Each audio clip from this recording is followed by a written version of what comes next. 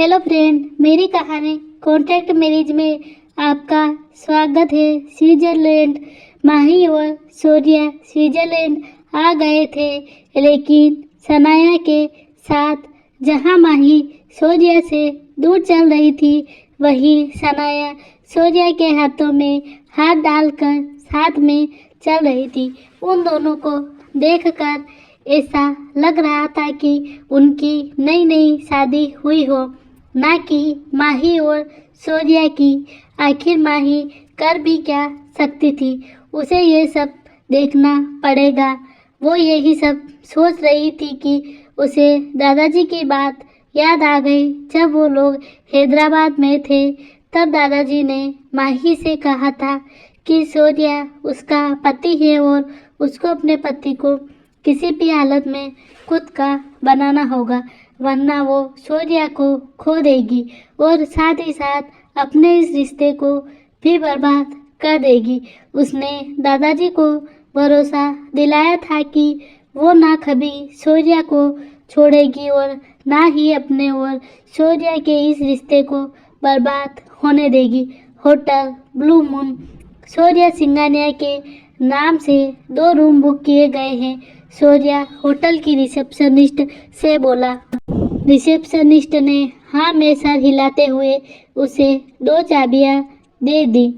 शौर्या और सनाया आगे आगे जा रहे थे, वहीं माही उन दोनों को ऐसे चिपके हुए देखकर अंदर ही अंदर जल भून रही थी।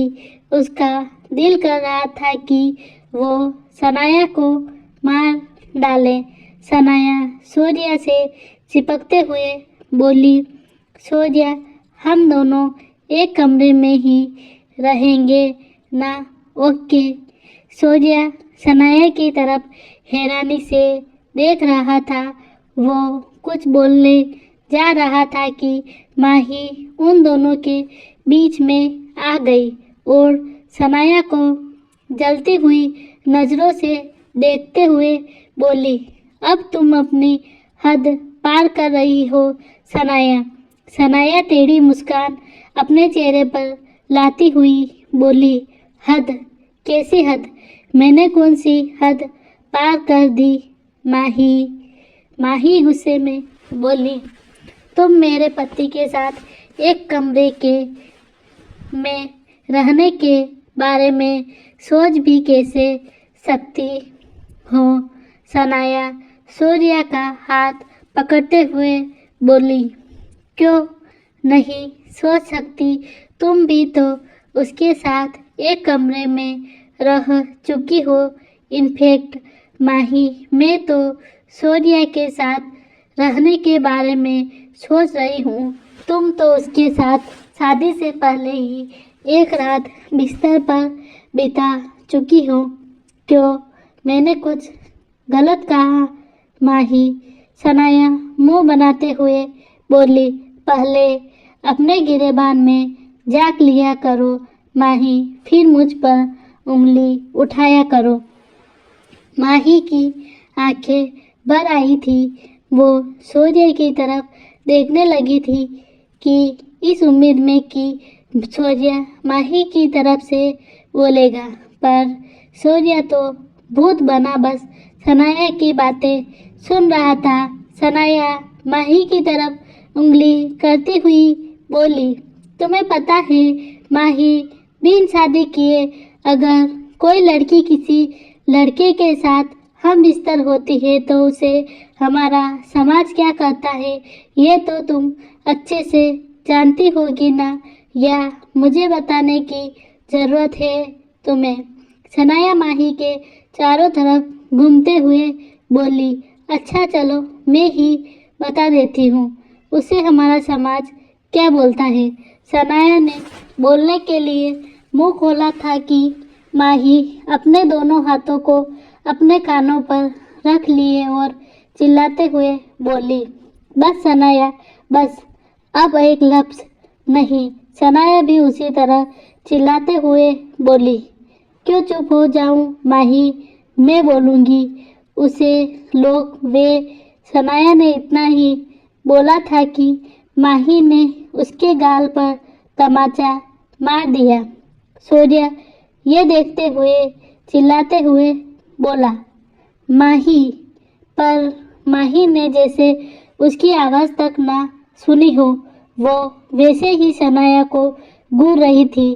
सनाया अपने गाल पर हाथ रखते हुए माही को खा जाने वाली नज़रों से देखते हुए बोली, हाउ डे यू। माही के आंखों में आंसू आ गए थे। वो भी सनाया को दूसरा थप्पड़ मारने जा ही रही थी कि शौर्य ने माही का हाथ पकड़ लिया और गुस्से में चिल्लाते हुए बोला, तुम पागल हो गई हो माही। शौर्य ने फिर इधर उधर नजर डाली तो हर कोई उन्हें ही देख रहे थे। शौर्य ने माही को घूरते हुए कहा, तुम ये सब यहाँ क्या कर रही हो? शौर्य ने सनाया को उसके कमरे की चाबी दी और कहा, सनाया अभी तुम अपने कमरे में जाओ, मैं तुमसे बाद में मिलूंगा आकर। पर शौर्य सनाया बस इतना ही बोल पाई थी कि शौर्य माही को लेकर जाने लगा और सनाया बस उसे अपनी जलती हुई नज़रों से बस देखती ही रह गई। मेरे हाथ को छोड़ो शौर्य, मुझे दर्द हो रहा है, माही चिल्लाते हुए बोली। शौर्य माही को जबरदस्ती खींचते हुए कमरे के अंदर ले आया। उसने माही को बेड पर फेंक दिया और अपने सर पर हाथ रखकर मुड़ गया। माही बेड से उठती और शौर्य की तरफ देखते हुए चिल्लाई, तुम्हारी हिम्मत कैसे हुई शौर्य ऐसा करने की? शौर्य माही की तरफ गुस्से से बोला, बस माही बस, देख लिया तुम्हारी मनमानी। जो करना था तुम वह कर चुकी हो, अब और नहीं, समझी तुम? माही रोते हुए शौर्य की तरफ चिल्लाते हुए बोली, अगर नहीं समझी तो तुम क्या कर लोगे? हाँ, मारोगे मुझे बोलो, या फिर अपनी उस सनाया के साथ मुझे नीचा दिखाओगे? हाँ। शौर्य गुस्से में माही को घूरते हुए उसके कंधों को पकड़ लिया और बोला, अब तुमने एक लफ्ज और कहा, माही तो मुझसे बुरा कोई नहीं होगा। माही शौर्य की आंखों में आंखें डालते हुए रोते हुए बोली, तुमसे बुरा है भी कोई नहीं शौर्य, जो अपनी बीवी को छोड़कर किसी दूसरी लड़की के साथ हाथों में हाथ डालकर अपने हनीमून पर आया हो। ओ तो तुमको जलन हो रहा है कि तुम्हारा पति तुम्हें छोड़कर किसी और लड़की के करीब हो रहा था। शौर्य माही की आंखों में देखते हुए बोला, नहीं, मुझे जलन नहीं बल्कि अपने आप से नफरत हो रही है कि मैंने कभी तुम जैसे इंसान से प्यार किया था। माही शौर्य की तरफ नफरत भरी नज़रों से देखते हुए बोली, ओ रियली माही, तो तुम मुझसे अब नफरत करने लगी हो? ये तो मेरे लिए और भी अच्छा है, तुम्हें और परेशान करने के लिए, जिससे तुमसे मुझे जल्दी छुटकारा मिल जाए। शौर्य शैतानी मुस्कान चेहरे पर लाते हुए बोला। माही शौर्य से दूर होते हुए बोली, हाँ क्यों नहीं, और परेशान करो मुझे, पर याद रखना शौर्य, मैं तुम्हें और सनाया को कभी एक नहीं होने देने वाली। चाहे तुम मेरे साथ कुछ भी कर लो, चाहे 1 साल हो या पूरी जिंदगी, मैं तुम्हें डिवोर्स नहीं दूंगी, समझे तुम? शौर्य गुस्से से माही को पकड़ते हुए बोला, मुझे तो पहले से ही पता था कि तुम धोखेबाज हो, पर कोई बात नहीं, मेरे पास तुम्हारे वो कॉन्ट्रैक्ट पेपर्स हैं जिन पर तुम्हारे सिग्नेचर है। मैं तुमसे डिवोर्स तो लेकर ही रहूँगा। माही की वो नफरत और वो आंसू देखकर सूर्य के दिल में एक दर्द सी हो रही थी। उसे माही का उससे नफरत करना उसे अंदर ही अंदर जला रहा था। सूर्य की नज़र माही के आंखों से हटी तो उसके चेहरे पर जा रुकी। माही के गाल रोने के कारण लाल टमाटर जैसे हो गए थे। सूर्य की नज़र तो माही के होठों में जाकर जैसे रुक गई हो। माही के होठ ज्यादा रोने के कारण थर थर काँप रहे थे। गुलाब की पंखुड़ियों जैसे पतले होठ। माही सूर्य की नज़रों में नजरें डालती हुई बोली, हाँ तो मैं भी देखती हूँ कि तुम मुझसे डिवोर्स कैसे लेते हो। तुम भूल रहे हो सूर्य, 1 साल तक मैं तुम्हारी बीवी हूँ और शायद पूरी जिंदगी मैं ही तुम्हारी बीवी रहूंगी, समझे तुम। सूर्य कुछ नहीं बोल पा रहा था। वह बस माही को पकड़े उसके रोने के कारण लाल हुई उन आंखों को देख रहा था, जो उसे साफ साफ बता रही थी कि माही के दिल में सूर्य के लिए कितनी नफरत भरी हुई है। पर सूर्य ने अपनी उंगली रख दी और फिर उसके होठों पर हल्के हल्के बहुत प्यार से चलाने लगा। उसका ऐसा करना माही को समझ नहीं आ रहा था। वो हैरानी से सूर्य को देखे जा रही थी। सूर्य ने माही को अपनी तरफ खींच लिया और उसे जबरदस्ती किस करने लगा। माही सूर्य को खुद से दूर कर दिया और अपना मुंह फेरते हुए बोली, ये तुम क्या कर रहे हो सूर्य। सूर्य माही का चेहरा अपनी तरफ करते हुए बोला, वही जो करना चाहिए।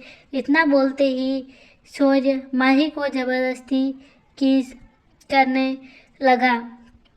सूर्य ने माही को बेड पर धक्का दे दिया और वो माही के हाथों को कसकर पकड़ते हुए वो उसको जबरदस्ती किस करने लगा। माही उससे छूटने की कोशिश कर रही थी। वो रोते हुए बोली, छोड़ो मुझे सूर्य, ये तुम क्या कर रहे हो। मैं तुम्हारी बीवी हूँ, कोई खिलौना नहीं। सूर्य कि जब मन चाहा खेला और फिर रख दिया, छोड़ो मुझे। पर माही की बातों को जैसे सूर्य सुन ही नहीं रहा था। वो जैसे ही माही की सुंदरता पर बेसुध हो गया था। इससे पहले सूर्य आगे बढ़ता किसी ने कमरे की डोरबेल बजाई, जिस कारण सूर्य को होश में आ गया और माही ने उसे खुद से दूर धक्का दे दिया। सूर्य ने अपने हुलिया ठीक किया और माही से भी कहा कि वो भी अपने कपड़ों को ठीक कर ले। सूर्य ने जाकर डोर को खोला तो सनाया जल्दी से अंदर आते ही सूर्य का हाथ पकड़ते हुए बोली, चलो ना सूर्य, कहीं खाना खाते हैं चलकर, बहुत भूख लगी है। सूर्य ने कुछ नहीं कहा और सिर्फ हो में सर हिला दिया। सनाया को सूर्य का ये बिहेवियर बिल्कुल अच्छा नहीं लगा। सनाया की नज़र माही पर चली गई। माही के बाल बिगड़े हुए थे और ज़्यादा रोने के कारण आंखें लाल थी। वो चुपचाप बेड पर बैठी थी। अचानक से सनाया की नज़र बेड पर चली गई, जो पूरा बिगड़ा हुआ था। ये सब देखकर सनाया के तन बदन में जैसे आग सी लग रही हो। सनाया झूठी मुस्कान चेहरे पर लाती हुई बोली, चलो ना सूर्य, अब भूख बर्दाश्त नहीं हो रही है। और वो सूर्य को खींचते हुए वहाँ से ले गई। माही को ये सब देखकर अच्छा तो नहीं लगा, पर वो अभी कुछ बोलने के मूड में नहीं थी। उसने दरवाज़ा बंद कर दिया और बेड पर लेट गई और थकान के कारण उसे जल्दी ही नींद ने घेर लिया। आज के लिए इतना ही। धन्यवाद।